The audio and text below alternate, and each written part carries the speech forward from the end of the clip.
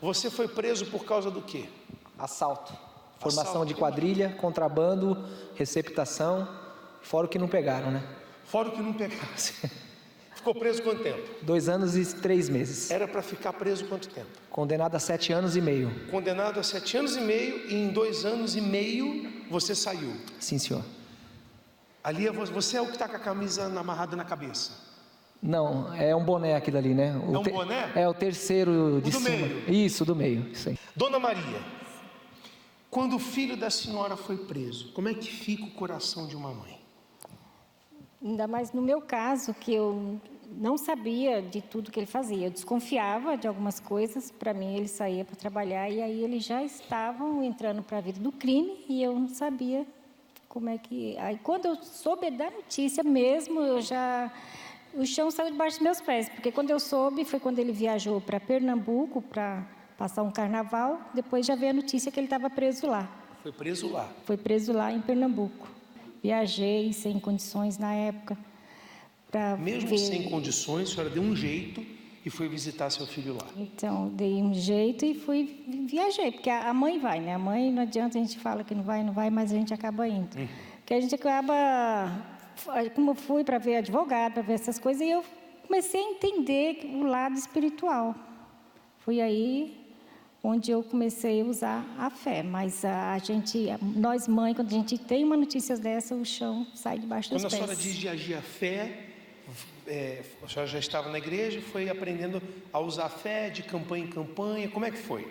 Eu já estava na igreja, já buscava por ele, né? Ele já até tinha vindo na igreja umas vezes, e já usava a fé, já sabia, já imaginando, dentro de mim eu já imaginava o que estava acontecendo, mesmo sem saber ao certo, né? Mas eu já desconfiava do que vinha acontecendo. Chega uma hora que a gente tem que colocar toda a força, porque a gente vai usando a fé, vai usando a força do braço, mas chega uma hora que a gente tem que ir com toda a força para o altar.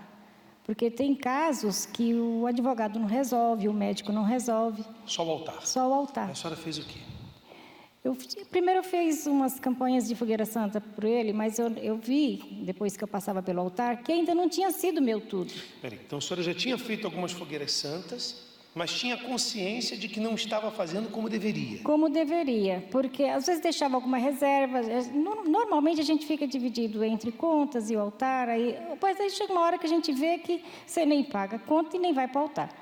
Aí o que eu fiz? Foi quando Deus falou comigo. E eu fiz o que tinha que fazer mesmo. Eu coloquei toda a minha força, trabalhei. Eu não tinha nada para colocar no altar, mas eu fui gerar.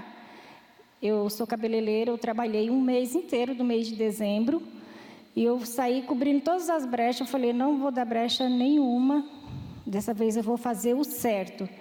Fiz os meus propósitos com Deus, eu orei mais, eu jejuei mais. Não foi só o valor, foi a minha vida primeiro que eu coloquei.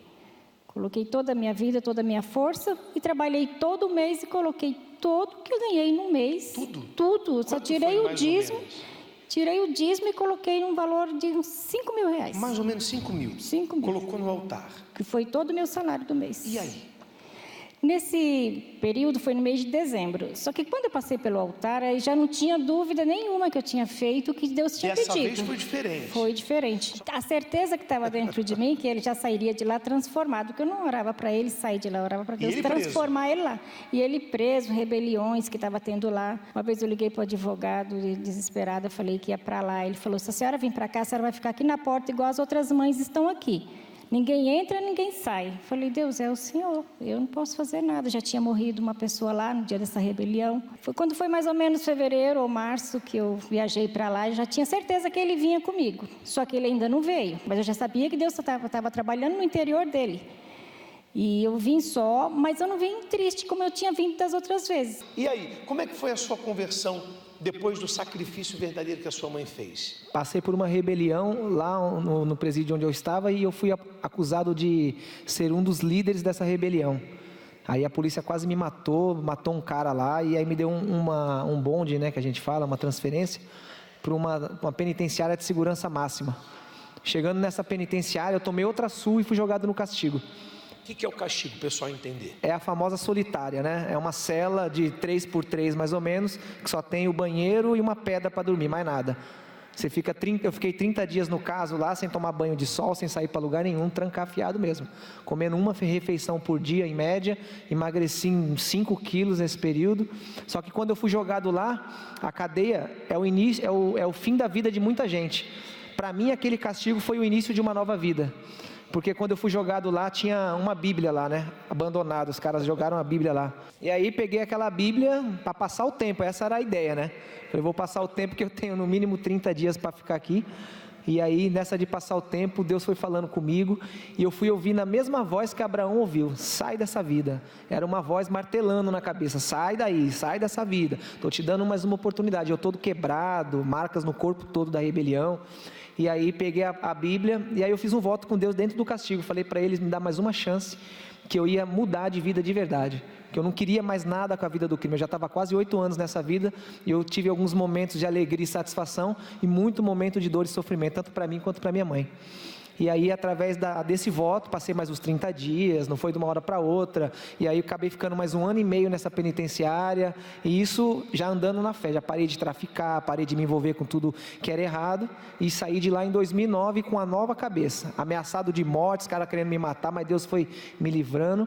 Fui lá numa igreja universal lá em Pernambuco mesmo, participei de uma reunião, e vim para cá e estou firme até hoje. Quando chegou, veio direto para cá, não foi? Direto para a igreja. Tem ali a foto do Bispo Edson batizando você? Isso mesmo. Aí eu aprendi a usar minha fé. Fui para o mesmo caminho. O altar. Sacrifício. E aí? 5 meses depois daquele batismo, recebi o Espírito Santo, e depois Deus me deu a Dani. A Dani a gente já se conhecia do passado, né? Cada um teve sua vida, ela sofreu no casamento, eu também fui viver a minha, meu casamento também foi um inferno, tive um filho desse casamento. E aí comecei a usar a fé. Aí só que a gente foi, mesma coisa da minha mãe, não ia com toda a força. Então eu já tinha o Espírito Santo, já estava firme, convertido, só que a vida financeira ainda estava daquele jeito. Eu acostumado a andar de carro, de moto, no mundo do crime, passei a andar de ônibus, passei a passar por toda aquela situação que a gente passa no começo, né? Portas fechadas, não arrumava nem emprego, e aí foi quando a gente casou, ganhamos uns móveis usados, né, dos parentes, cama usada, só a cama que era nova, o resto era tudo usado. Acho que estavam lá usados, lá deram, vamos dar para eles lá, né? Acabaram de casar, né? Deram tudo, aquelas coisas velhas para a gente. Foi quando veio a fogueira santa de Abraão, na época também, e a gente pegou tudo aquilo que estava lá, tudo, vendemos tudo, tinha construído uma casa no fundo da casa da minha sogra, e aí imagina a loucura, né? Passa a geladeira, daqui a pouco passa a cama, daqui a pouco passa o fogão. Vocês venderam tudo? Tudo. Para colocar no altar? Para colocar no altar. A mesma voz que eu ouvi lá no presídio, lá, sai dessa vida, eu ouvi para fazer aquilo. Eu sabia que era a voz de Deus. Eu sabia que ali era para mudar a história da minha vida de verdade. Quem é o Walter hoje? Completamente transformado. Depois de 10 anos que eu estou na presença de Deus, né? De não arrumar nem emprego, hoje a gente tem uma empresa de banheira de hidromassagens, tenho entre funcionários direto e indireto uns 10 funcionários, o casamento é uma bênção em todos os sentidos, nossos filhos crescendo na presença de Deus. Vocês participaram da terapia do amor? Sim, a nossa vida começou na terapia do amor. Começou na terapia do amor. Eu recebi o Espírito Santo logo no comecinho da terapia do amor, buscando a Deus na terapia. A vida de vocês hoje é o reflexo do sonho de Deus traduzido em vocês, porque você nunca imaginava ter o que você tem hoje. De maneira nenhuma. Você nunca imaginava ter o que você tem hoje. Nunca. Deus te surpreendeu. Sim, Senhor. Transformação total. Total. A família toda é do altar. É do altar. Bem forte para o nosso Deus.